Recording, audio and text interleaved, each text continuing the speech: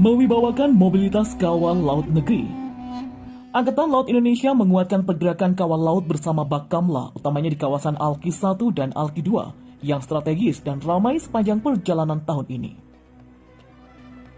Frekuensi ini bisa dilihat dari mobilitas patroli yang meningkat di berbagai titik kawal seperti Natuna, Selat Malaka, Laut Jawa, Selat Sunda, Selat Makassar, dan Ambalat. Pergerakan puluhan KRI di Armada 1, Armada 2, dan Armada 3 setiap hari untuk menegaskan kehadiran dan keamanan serta kewibawaan laut teritori kita.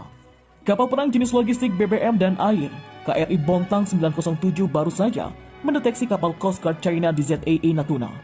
Meski fungsi KRI Bontang sebagai kapal supporting, namun instrumen radarnya mampu mengendus kehadiran CCG. Dan kalau harus duel fisik alias ngajak tabrakan, boleh juga tuh. KRI Bontang badannya gede. Di perairan ZTE model gelutnya seperti itu, diawali dengan komunikasi saling bantah, lalu kejar-kejaran, saling serempet, dan saling menabrakkan diri, macam di film. Kemudian balik kanan, sebab bentuk UNCLOS jika sampai terjadi tembak-menembak di ZAE yang duluan menembak dianggap yang memulai perang. Barusan kapal Bakamla alias Coast Guard Indonesia KN Pulau Nipah 321 mengejar kapal survei intelijen bawah air China Siang Yang Hong dan dicegat di Selat Sunda. Kapal ini dalam perjalanan melewati Alki 1 dari Natuna tidak memenuhi protokol kesehatan kelautan Alki kita, alias main petak umpet, mulai dari mematikan instrumen AIS agar tidak terlacak, tidak mau buka komunikasi, bahkan kemudian mengurangi kecepatan dan berhenti. Dicurigai sedang memetakan alur laut bawah air untuk kepentingan militer China.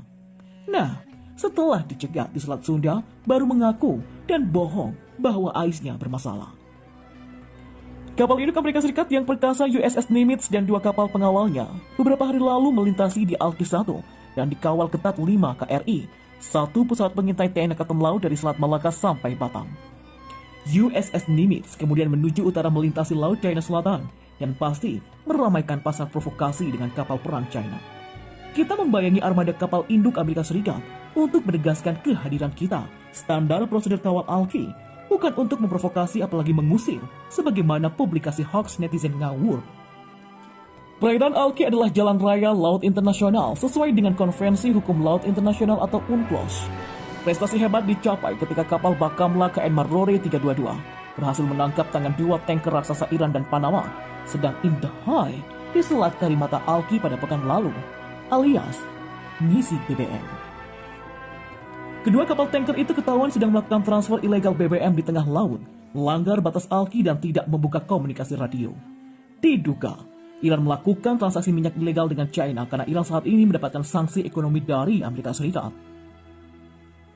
Setelah awak Bakamla menaiki kapal dan bersih tegang, barulah mereka menyadari dan kedua tanker dibawa ke Batam untuk investigasi lanjutan.